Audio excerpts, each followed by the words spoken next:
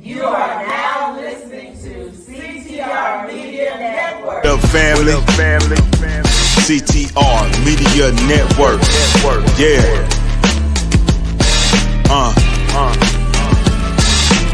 Best in the biz.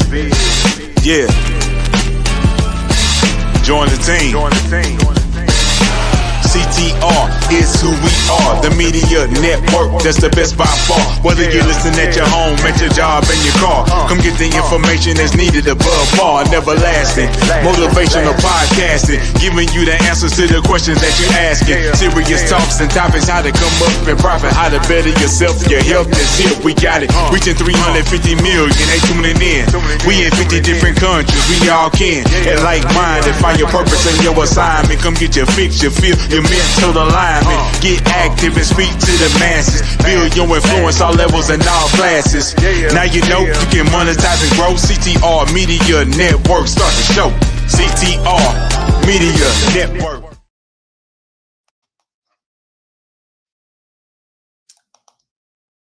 Hello, everyone, and welcome to CTR Media Network TV. Yes, and yes, where we empower entrepreneurs, creatives, and industry disruptors to grow through podcasting, TV, and media. Today's guest, we have the amazing Dr. Bramante, and he is going to help us unlock our brilliance, mastering mindset and media creation.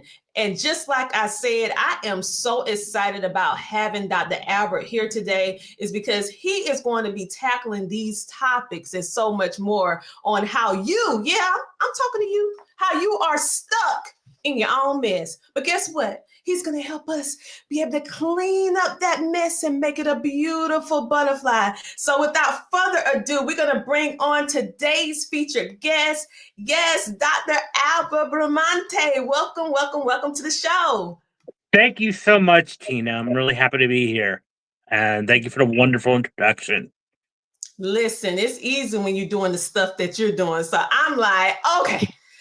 Where do I want to begin first? So when I think about what it is that you do, Dr. Bramante, you've helped actors land some of the biggest gigs of their life. You have also helped them be able to develop or be able to identify what their superpower is. And many people may be saying, well, how can Dr. Bramante help me? I'm a creative, I'm a podcaster, I'm a TV host, or I'm an entrepreneur. How can what you do help them? Well, guess what? Why did you decide, or what inspired you? This is what I want to know. What inspired you to merge what you do for actors and creatives and then bring it into the world of entertainment and bring it into the world of psychology? Well, I started off as a psychology major who always had an interest in the creative arts.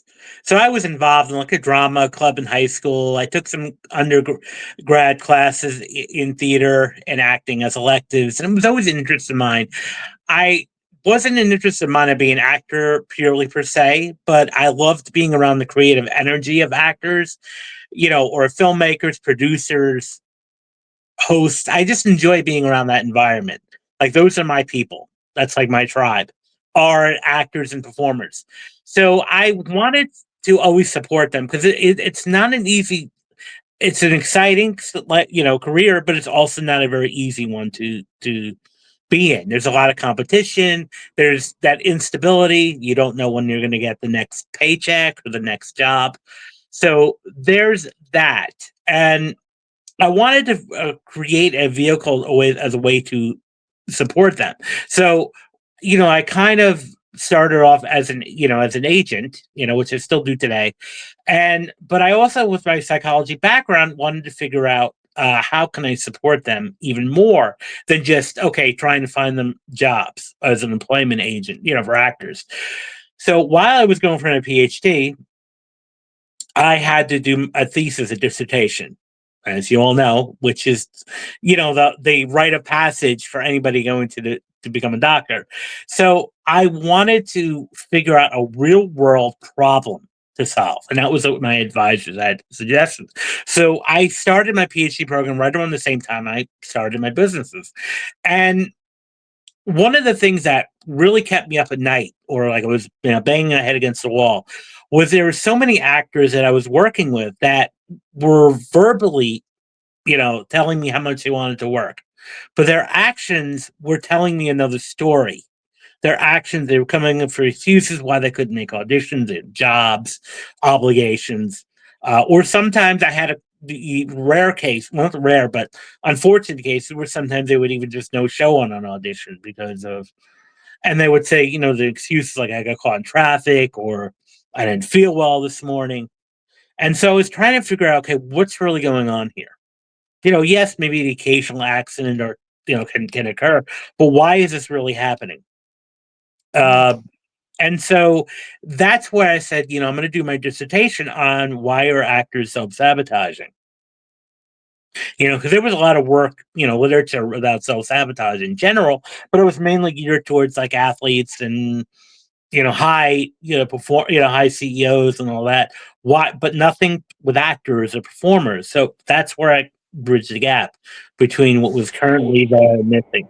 So that's a long story short. And then, I decided after a few years, after several years after I have my PhD, now I want to combine this into a book. And combine my research as well as my knowledge into the book that was published last year. So that's how I got started today, and it is the best of both worlds for me. Because I love psychology. I'm a psychology person at heart, but I also love working with actors. So it's a great way to combine the two. Have you ever thought about this, Dr. Albert? When I think about creators, creatives and actors, right? And even entrepreneurs, Right. many of us battle with imposter syndrome. So when I think about that you have this psychology background, what do you think is the main reason behind this imposter syndrome, and how can we start breaking free from it? Well, yeah, I'm glad you brought that up, Dr. Tina, because I actually have a topic about this in my book, because imposter syndrome, because it has a lot to do with, maybe fears and insecurities, and especially, with actors receiving, a lot of no's, it can start to create self-doubt. And that's why the second part of my book, the second part of my title of my book is mastering mastering self-doubt. So, because it is really important, that comes up. That's what really imposter syndrome is all about, is the self-doubt. You start doubting, am I really worth, being this actor? Am I really worth, running this company? Who am I to run this company? Who am I to be, the speaker? I'm just little old me. And you start to think that. A lot of it has to do with fear too. Now, I also talk in my book about fear of success. Talk about fear of failure, but I think a lot of people, there's a fear that's not being talked about enough, and that's fear of success. What a concept! That's right. I'm sorry, I didn't mean to interrupt. Fear of success, and I really want to dive deeper into that concept, because that's like a light bulb moment. But it made me think about the happy file. You created this wonderful concept around this, which I feel like it may possibly lead into this deeper conversation, which I thought was very powerful. But can you share how entrepreneurs and how us as content creators can use what you do daily in order for us to boost our self-esteem, to stay motivated from day to day? Because you talk about imposter syndrome, you talk about self-doubt, but I have never heard anyone talk about the fear of success. Let's dive deeper into that conversation. I'm Sure. leaning in. Well, it's all related to fear of change, because when you become successful, so let's say you're like content creator, and you get that contract or that goal, that metric, where now you have landed a major contract or with a major vendor, and so now you have a lot more responsibilities, a lot more obligations. Your life is going to change. If you're that entrepreneur and you land that sale or that major account, so what can happen there is your life is going to change. Maybe you have higher expectations now. There, you might one of the things I talk about in my book is be careful about the crowd you keep around you, the tribe you keep around you. And that unfortunately can be family and your close friends who might not always have the best of intentions for you. And that can hold you back too. That can create that self-doubt. Because if they're acting out of their own insecurities and their own, unhappiness, they can project that onto you. And therefore, shoot down your dreams. Because that happens a lot with the actors I work with. Their family or their significant others or their friends are like, maybe it's time to do another career change, or, this acting thing may not be for you. And even though they may be consciously saying, I'm doing this with the best of intentions, they're responding out of their own fears and insecurities.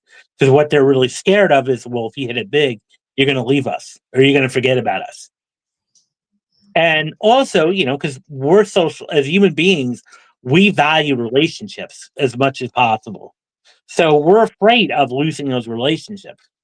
So, fear of change, those fear of relationships can cause, therefore, us to play it safe.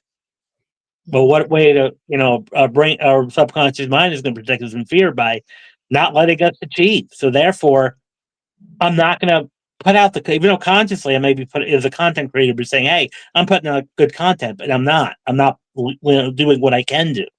As an actor, I may not be giving the best at auditions because, well, I'm getting the role may be more terrifying too now because my life is going to change. So there's a whole host of reasons why I would do that. For your relationships, and that's another thing I address in my book is take stock of your relationships in your life. Also, I think another actionable item for your listeners is watch the crowd. Hang out with high achieving people. If you listen to speakers, even like Tony Robbins, that would kind of say like you're some. I can tell a lot about you by the 5 people you hang out with the most. So your tribe should be, at least on your playing field, even higher. I hang out with higher successful. If you're a content creator, go for those that have, a lot more followers than you have, and start seeing what they're doing and hang out more with them. If you're an entrepreneur, hang out with more higher, more established entrepreneurs because they'll build you up, not hold you down. I agree with you. I agree with you with that, Dr. Albert, because I tell myself as well as other people that every day, your company you keep is very, very, very important. I want you to expand on what you were speaking about, but I wanted to touch this because you have expertise in this particular area. Mhm. And I'm seeing this so much on social media, in different studies, especially when you start talking about the study of the brain, with NLP. Now we see those letters all the time. NLP, if you're reading any type of thing about your body, and self-sabotage and trying Mhm. to achieve higher level of achievement. Yeah. So my question for you is, for people, my viewing and listening audience that don't know what NLP is, can you explain that in layman terms, in a nutshell, what that is Sure. and how it can Well, help us? it's 3 letters stand for neuro linguistic programming.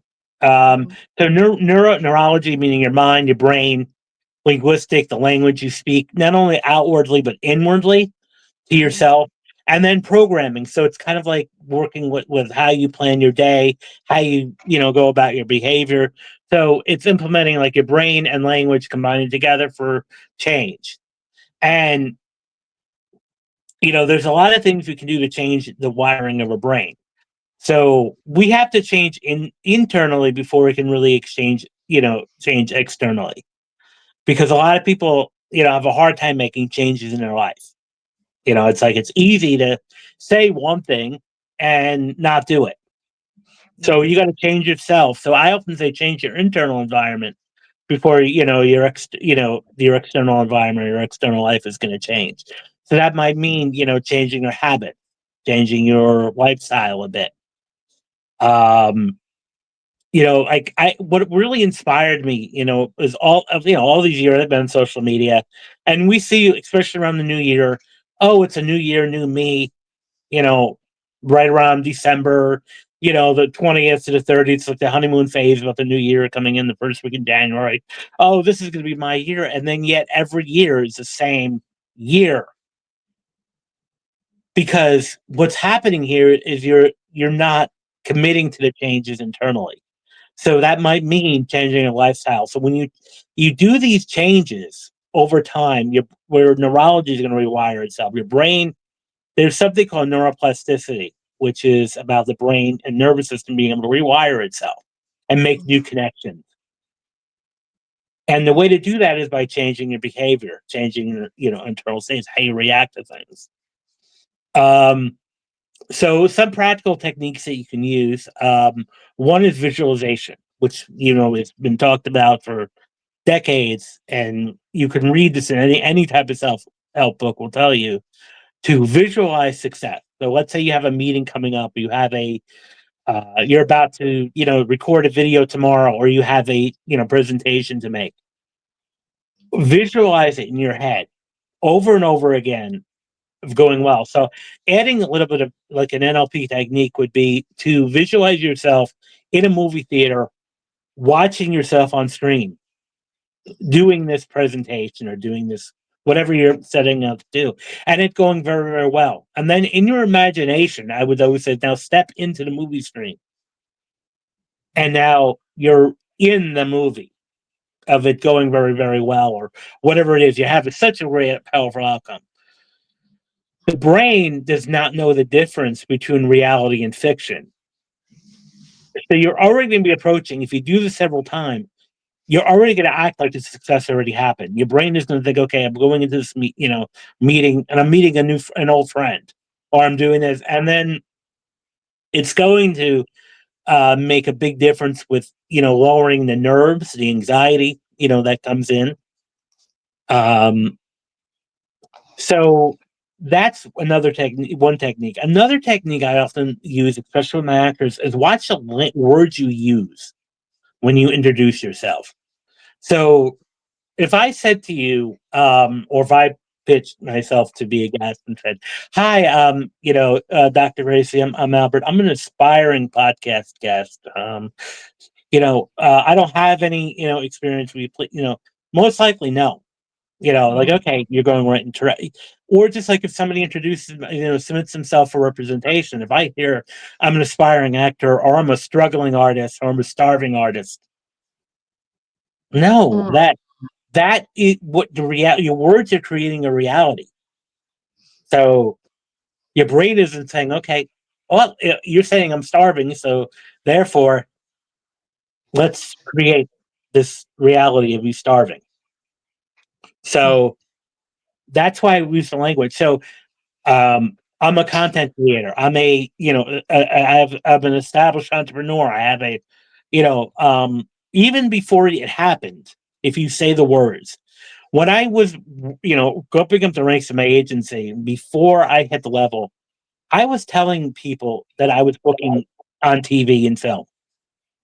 Now, yes, I was booking, but it was indie films at the time. It was small things. But I kept the mentality up of telling myself and telling other people, I book, successful actors in TV and film. Maybe 2 months later, I landed, I had my first primetime guest star in Law & SVU placement.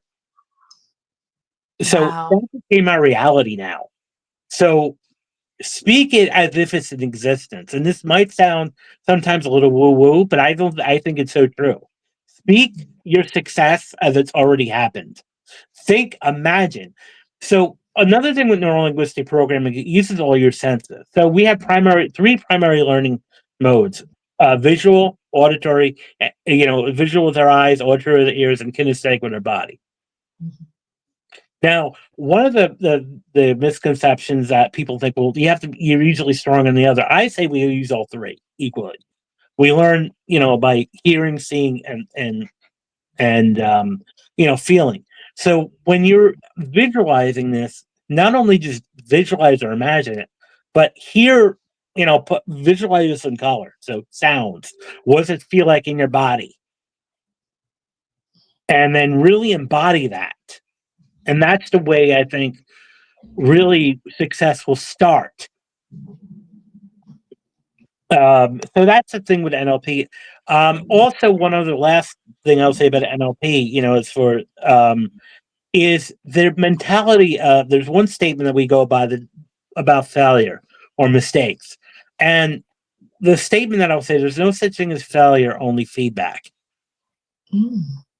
So even if you are that content creator and you mess up that video, or we're our worst critic when we watch ourselves. So sometimes you make produce a piece of content and be like, "Oh, do I really sound like that?" Or do I really, what's up with that thing on my face? And you start self-doubting comes in. So, if there is something that you made a mistake or an error on, say that, well, okay, now I know to look out for this in the next piece of content I put out, or the next pitch I make, or the next, deal I try to make. Okay, this didn't work. I'm going to put myself out there. So there's a lot of different things that we can do. And what I often say is, rather than say, always end when you say a not statement or it hasn't happened, always use the end of the word with yet. So if you're a content creator and I haven't, you don't, rather than saying, I don't have 1,000 followers, it's like, I have not reached 1,000 followers yet. Because when you say the word yet, that indicates a growth mindset, that indicates possibilities. So, or, I haven't, as an entrepreneur, I haven't, I don't have $100,000. No, you say I haven't reached $100,000 yet in sales. So, or revenue. So use the word yet at the end of the no statements. I love it. I love it. So what are we going to do? It's not time for our show to end yet. We're going to take a commercial break with the amazing Dr. Albert. We'll be back. We're going to talk about more of how you can overcome your mess, turn your beautiful mess into a beautiful butterfly. So we're going to take a commercial break and we'll be back in a moment. Hey Think Fam, it's your favorite host, Michael Finkley, and you can listen to us on CTR Media Network. Go listen in.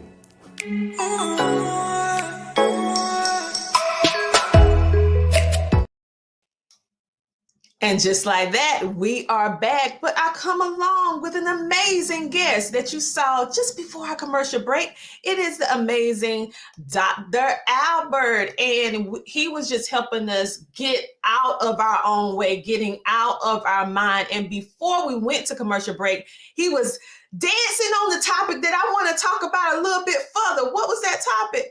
Reframing your mind, rethinking how you can be a high performer. He told us to use the word yet at the end of something that hasn't happened yet, and how it's very important that we reframe how we think and we reframe what we say, because what we say and what we think materialize in our life. So with that being said, Dr. Albert, I would love to dive a little bit deeper into this topic, because you personally write about reframing failure as a tool, not a trap.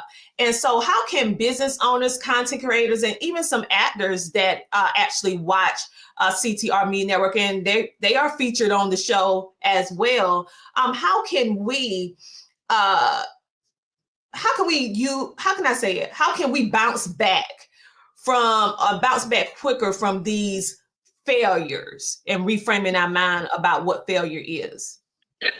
Well, just like as I said before, they're learning experiences, they're feedback. So you didn't fail, you learn, you're learning, you're a work in progress. That's what we say, we're always a work in progress. The fact that we're living, getting each day to, blessed day to live, we're a work in progress. So, as we're human beings, it's okay. We're not gonna, we're gonna make mistakes.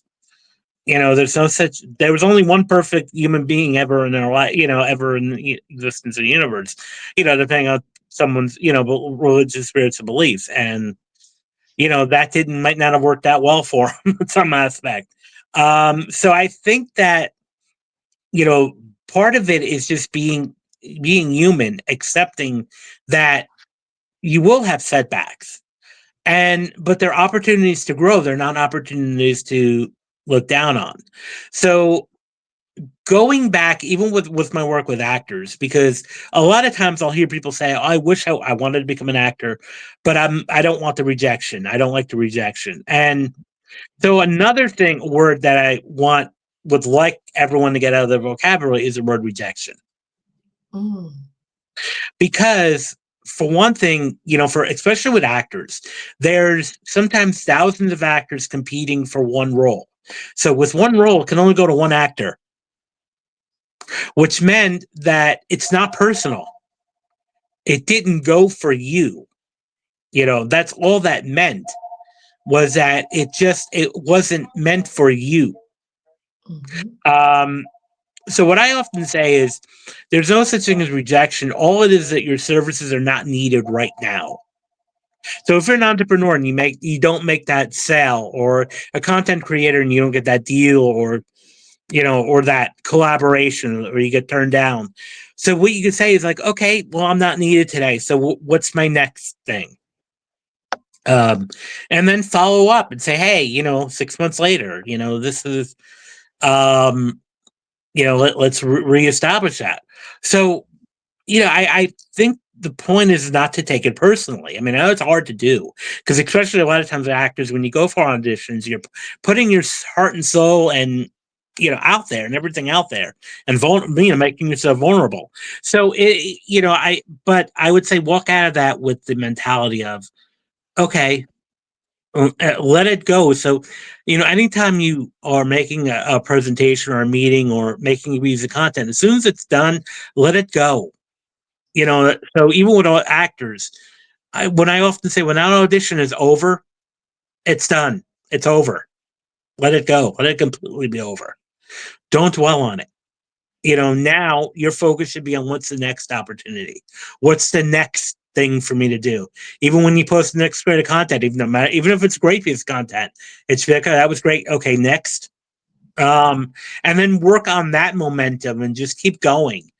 So there's no such thing as rejection. You're just not needed today. It's not a personal decision. It's not personal. And I think that will help get out of your head a bit, and get out of your the funk that sometimes you can go into. It's not needed yet. And also our minds are wired to believe in negative, so I use this example a lot. So let's say you give a presentation, or you make, whatever it is, and you'll get 20 good reviews, but one or two are maybe not so good, critical or scathing even. And very often we're going to be focusing on that one and ignoring the 20 good reviews that we just received. And what I often say is like, okay, if you're an actor, you get a negative review by the press or an audience member. So look at that review objectively. First of all, is there anything in there that could be constructive? That maybe say, because I've gotten constructive feedback on things I've done where I'm like, okay, that might have hurt, it might have stung in the beginning, but I'm like, there's a lot of good information here in this that I can use. So take whatever, even the stuff that you perceive as negative, and what can you use that for? And also sometimes the negative feedback you receive, if it's really negative, it could not have anything to do with you. It's just, you might have reminded somebody of someone they don't like. It has nothing to do with you, even though it may be targeted at you. So take the feedback always with like a grain of salt. What can you do from that? I like that. And I think it really boils down to us as individuals doing that self-work that's needed. I mean, we're very good with making sure this outside look a certain way, right? But that inside is not looking the same way. So what I'm hearing with all of the advice that you're giving us and the recommendations, that it's very important that we work on this mind and what's inside and what we say and what we think and who we are around, Right. because all of those play factors in it. So what about you? You talk about this topic of self-confidence, right? And I have never heard anyone talk about self-confidence in this way. So you say self-confidence, we know it's online all the time. Everybody talking about new you, new self, this, that is trending. But how can we distinguish toxic high self-esteem, which I never heard that type of jargon before, and healthy self-esteem? So basically, what's the difference, and why does it matter in building your brand or building your business or being a content creator or actor or actress? Well, they're all related. I mean, healthy self-esteem and toxic self-esteem, I think the biggest difference would be humility, being humble. Humility is the key. So, there's nothing wrong with thinking highly of yourself and thinking that you're valuable and you deserve a seat at the table, but the difference with toxic self-esteem is you're not open to feedback or constructive criticism. The one thing that I've found, and this is when I did my dissertation, one of the variables I did my dissertation on was toxic high self-esteem. And I've even found it surprising too in the beginning when I was first doing this. But they're almost like, I would say toxic high self-esteem and low self-esteem are cousins. They were highly related, very much. And the difference with toxic high self-esteem would be not open to feedback, not being coachable. These people, when you point out, constructivism, they get really defensive. They think they're the best, of the best. But yet when you point out and say, well, maybe this could be done in a different way, they shoot you down and start putting you down. It's like, well, no, you're the one wrong. And sometimes with a small number of actors that I've found, is they're not coachable, so when you try to tell them suggestions, it's like, well, you don't know what you're talking about. I'm, went to this school, 20 years ago, I'm trained, and so, but they're not coachable, because with any profession, whether you're a CEO, whether you're a content creator, whether you're an actor, actress, or professional, you're always going to be learning. And I often say this, like, I'll always be learning till the last day of my life. I'm constantly learning. I have a PhD. I'm always reading. I'm always listening to podcasts. I'm always, engaging new content because I need to learn. And that's, I think, the big difference, because, having a healthy self-esteem, knowing you deserve a seat at the table, but you're always learning and you're always coachable, and you believe everybody else is equal, that, and you help motivate other people that are struggling. So I think that's the biggest difference. Those are some great points, because like you're saying, we have to be a forever learner. And by being a forever learner, that's going to enable us to be able to grow and be able to hone in on our skills even more. And I know that you have so much experience, not only in the books, but also experience in life, because you have worked with so many different high performing talents over the decades. And so with all that experience, do you notice one or maybe two habits or mindsets that you see that is consistent with those type of individuals who have mastered the art of succeeding in the arts, or maybe they are a business owner as well? What are those one or two habits that they've been able to implement in their life that has helped them be successful? Have you noticed any of those habits? Yes, having a disciplined system. So in my book, I talk about personality traits, and one of the traits I talk about is conscientiousness. So being conscientious means being disciplined, being focused, and that is one of the biggest successes. And a lot of psychological research has backed this up. That the more conscientious you are, the more disciplined you are, the more successful you're going to be.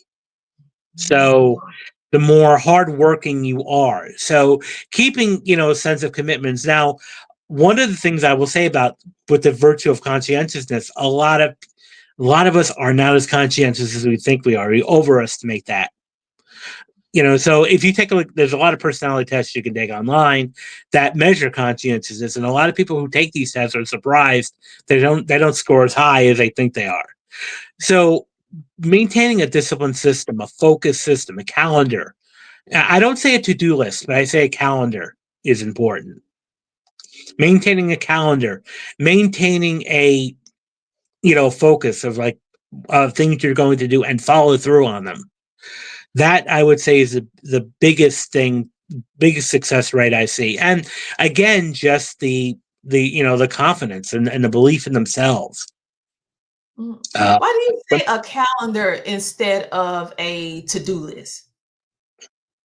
Because if I say, let's say I put a list up and say I need to clean today, I need to, send out these emails, but I don't set an actual date or time on them. I just have a to-do list. And then that list gets longer and longer and longer. And then our inboxes get cluttered and cluttered and cluttered. And before you know it, we're drowning in an unresolved tasks. So putting it in a calendar. So I would say it's not necessarily, just a to-do list alone. I would say putting it into a calendar. Because when you put it into a calendar, you're actually creating that action that will say, okay, this has to be done now. And I've been experimenting this too. Maybe setting up a calendar, 2 or 3 times a day. I'm going to answer emails. Okay. I'm going to block out 15 to 20 minutes to read and answer emails at a specific time, rather than saying, well, I'm going to answer emails today. Well, that's great. But then you're going to get distracted with other things that are going to happen. So if you block time out with your calendar, that's also a major thing that I see with successful entrepreneurs, actors. They have a system in place.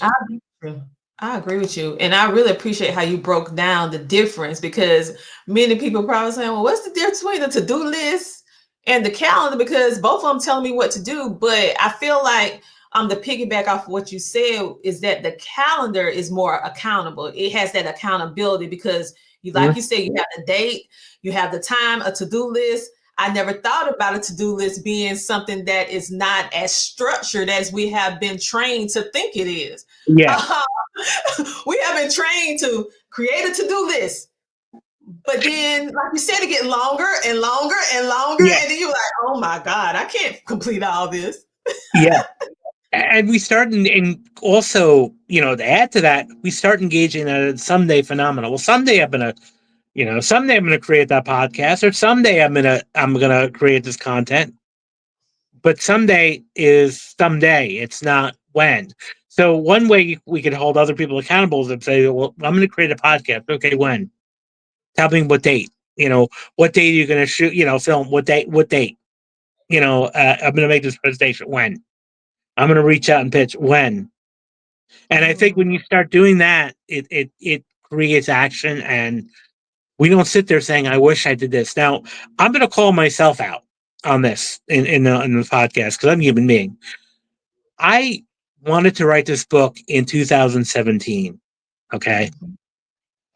I didn't write it until 2023. I kept saying, I'm going to write a book someday. Until I set myself in 2023, and I kind of, said, okay, when are we going to do this? Because another statistic that's sobering, what really woke me up out of this, is that only 1% of people who say they want to write books write them. 99% of people who want to write a book will never write it. That was the statistic I heard. And that was a wake-up call. Like, no, I don't want to be that 99%. I want to be that 1%. So I adopted that. Okay, now I'm going to do it. Okay, I'm going to set aside 2 hours a night and write and edit and write and edit and, come out. And in about 2 months' time, I had the book done. Wow. Otherwise, I probably would have been sitting here right now. I wish I wrote the book. And now I did. So create a system. When I say a system, start putting dates, because that adds accountability. Okay, when? Well, I'm going to write, I'm going to put this content out. Okay, when? When can we expect the content? And start asking other people that are interested in content creation or starting content creation or a YouTube channel. Okay. Well, I want to, okay. So when can you post your first 5 videos? When are you going to do that? Next, and you pull out your calendar. Okay. So let me know. So when you're holding other people accountable too, you say, okay, pull out the calendar and say, okay, send me the date you're going to do that. Right. And now it's going to happen now. That is so true, because you write it down, make it plain. It happens more than you just, I say people who doing the brain dump, but they're doing it just thinking about it and not actually physically putting an action to it. It 9 times out of 10 is not going to get done. And I'm going to be honest with you, as you get older, you don't retain as much information as you did in your 20s. I mean, I can't speak for you. I can speak for myself. Well, let me reframe that. So, you have reframe it so I can say it right. So reframe it real time. That can happen to other people my age, but it's not going to happen to me because I have a system in place. So I think when we start talking about it, especially getting older, because I'm not going to lie, I'm close to 50. Am I going to sit there and say, well, my body's declining? No. Well, that's great. Yeah. I'm not. So I think having that mind, set up now, even if memory is a challenge, now you start writing things down, document things, put on a calendar. We have so many apps now that can help with that. So create, put things on the calendar immediately. Every time I have a meeting, I put it on my Google Calendar. Even if it's tomorrow, I still have it on my calendar because it'll have, I don't, there's not an excuse here. That's the accountability thing. Why do you think doctors' offices or important meetings will call the day before to confirm? So you don't forget. Yeah. Well, I appreciate that reframe. And see, we can say things without even thinking about it. And so you saw real time how Dr. Albert, he heard it. He was like, wait a minute, let's reframe this. Okay. Yes. And I appreciate this because now you guys, you just saw real life application, how this can work in your life. So what we're going to do, we're going to take another commercial break. And then once we take that commercial break, we're going to come back and we're going to have some more deep conversation with Dr. Albert. And see, he already helped me, so I know he's going to help you as well. So we'll be back in a moment, okay? Thank you so much, CTR Media Network, Dr. Tina Ramsey, along with the staff of CTR Media Network and all of the podcasters that have programs featured on CTR Media Network. I'm Kim Jacobs, the host of The Kim Jacobs Show, and we're bringing balance to the world one household at a time. It is such an honor and a privilege to be able to be associated with Dr. Tina Ramsey and her program with CTR Media Network. They go over and beyond the call of duty and do exceptionally well when it comes to the podcasters. I'm saying things that are like, ooh, mind-blowing. They are exceeding our expectations, and I cannot be more grateful and more thankful. So I just wanted to take a moment to say thank you for all of your professionalism, your consideration, going the extra mile to make sure that your podcasters have what we need to be able to have a thriving program and to get exposed to over 350 million households, 46 countries. I am excited to be a part of CTR Media Network, and I don't take it for granted. Thank you, Dr. Tina Ramsey, for all that you do. God bless you. And just like that, we are back. And I come along with Dr. Albert. We're going to jump more into this conversation. This has been such an intriguing, mind-blowing conversation with him about rewiring this brain and rewiring what we say, what we think, who we're around. The list goes on. And how understanding that our mind, like he said, is basically programmed to be negative. But don't lose hope, because we have what it takes to reframe it. And it brings me to Dr. Albert's book, because he's been referencing his book a lot. And I mean, you guys got to get a copy. Normally, I don't say this during the interview, but you got to go get a copy of this book. I know listen, I have digital copy, but this is a book I want to have in my hands. All right. So I'm going to go get myself as well. But I know you mentioned about personality traits, and you talk about that in your book, but how can us as individuals understanding our personality be able to better help us be able to be more productive in our life, whether we're a content creator, actor, entrepreneur, whatever the case may be? How can it help us be more be able to be more successful, I would say, and be able to use that understanding to help us? Well, it's a good question, and I would say I'll use kind of like the going with the big five to begin with. So start with openness. So expose yourself to new things. Learn. So learn new things. Listen to other content creators. Listen to other podcasts that you may not necessarily want. That you may never normally think you'd listen to. Explore new topics. So being open. To new experiences, because a lot of people are not open, like open-minded. So you know start thinking about yourself when you go to a restaurant. Do you order new food, or do you just order the same thing on the menu every time? you know if you order the same thing over time, you may not be as open-minded as you think you are. So being open-minded, try new things, get exposed to new ideas, different peer groups. When you go to events, sometimes I often say the best thing to do is sit at tables where, if you go with a friend, I think it's great for that support system, but you should be, separating and hanging out with new people.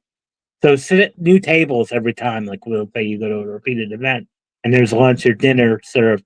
Sit at new, because you need to learn from other people. That's the first thing. Conscientiousness we kind of addressed a little bit, which is having a system set up, a planner, a calendar, a workflow, and plan it beforehand. What some of the best entrepreneurs will plan their day before the day or two before. Okay, this is what I'm going to do today. Now, yes, some things will come up, that are going to be last minute, but when you have a solid plan, you can, and you can even put in your day. Okay, there may be an hour or two here that I may have to shift, or because something may come up. The next part is extroversion. Now, it's hard. It's a little difficult sometimes for, especially for a content creator or a business owner. You have to be a little bit extroverted to some. You have to get out of your shell a little bit. Now, I'm not saying you have to go to rooms full of people, or crowds full of people. I'm not a big fan of like the networking events that are in bars and clubs, because that is just a little overwhelming. I consider myself an ambivert, which is like the middle between introvert and extrovert. So like I love people, but if I'm, I'm not comfortable in a large bar or club or lounge setting where there's hundreds of people around that I don't know. Mhm. So, but you still have to put yourself out there. So as a content creator, you have to be recording and reaching out to other content creators for collaboration. If you're a business owner, you have to contact with other entrepreneurs. You have to put yourself out there. And then the next is agreeableness. So agreeableness is how well you cooperate and how well you compromise. So being somewhat coachable is also another trait that we all have to be able to do, is be coachable. But also there's a balance too, because sometimes you have to stand up for yourself. And when it comes to negotiations, if you're negotiating a contract, if you're negotiating a sale, it's good, yes, to be agreeable, but at the same time, you also have to stand your ground. Other side, whether you're the business owner or the customer.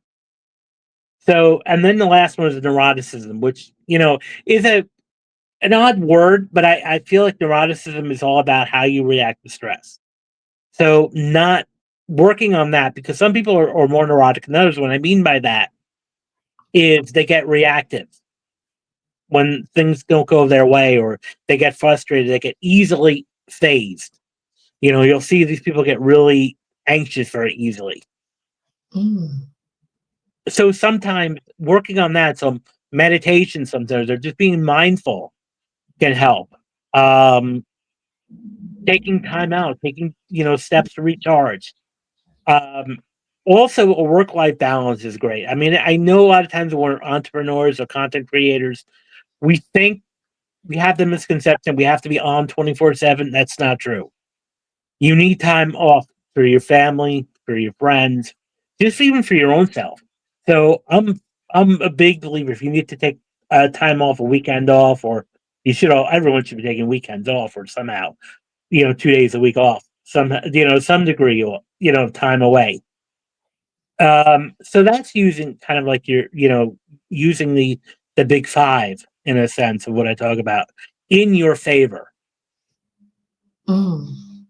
That was excellent and some great, great points. And so we have been referencing this book the entire show. And you're probably saying, what's the name of this book? Well, if you want to confront self-doubt and master self-sabotage for performing artists, and don't think it's just for artists, just actor and actress, as you can see, his strategies actually work for content creators, podcasters, TV hosts, entrepreneurs, business owners, anybody that is in the creative space. And his book is called Rise Above the Script: Confronting Self-Doubt and Mastering Self-Sabotage for Performing Artists. Listen, this book is not just for artists, like I said, it's for all of us. And as you can see, he helped me real time.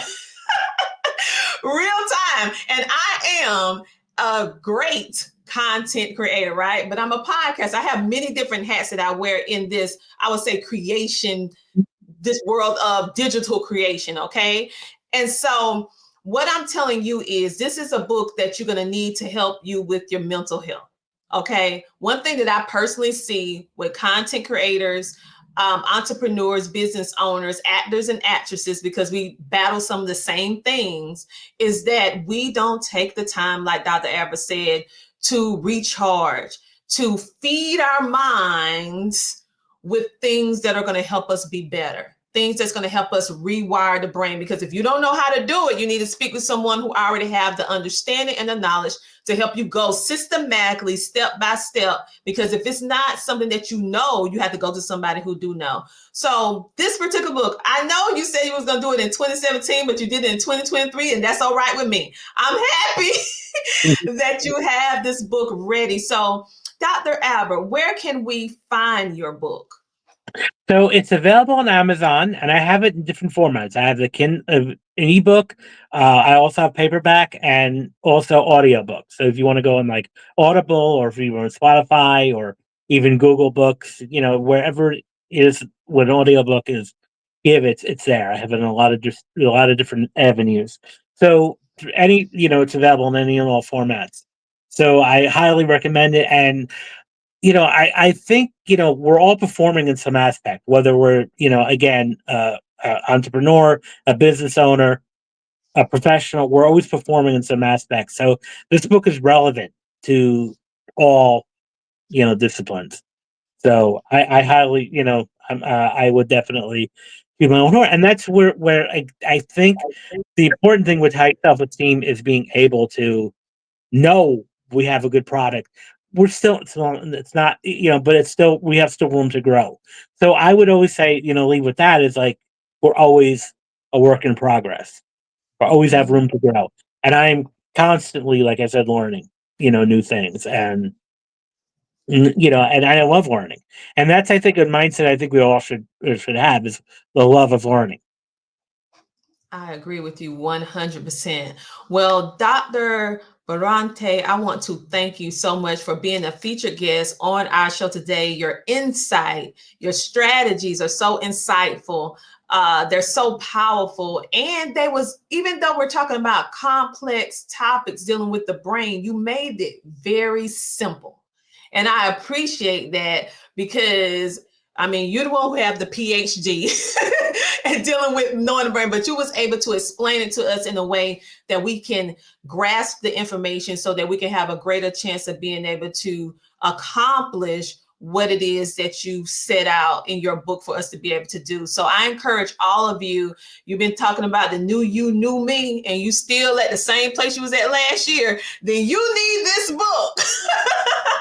Okay, because he's going to give you the tips and strategies that's going to help you and I be successful forever to our lifespan, I would say like that, as long as we have breath in our body. So on this note, you guys, I want to encourage you to download the CTR Media Network app, and I want to hand it back over to Dr. Bramante for a moment. Is there anything else you would like to say to our viewing audience before we sign off?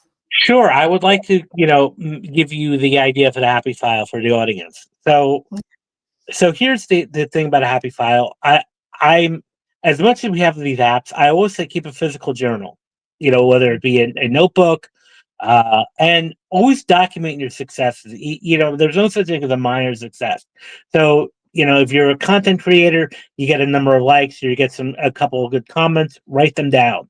If you're an entrepreneur and you get a good review from a customer or vendor, document that. You're an actor, you get good review from a casting director, or an acting coach, an audience member, write that down and keep writing these things down. And when you have those moments of self-doubt, because again, we're human beings. So that's another thing I want to say, self-doubt is completely normal, to have.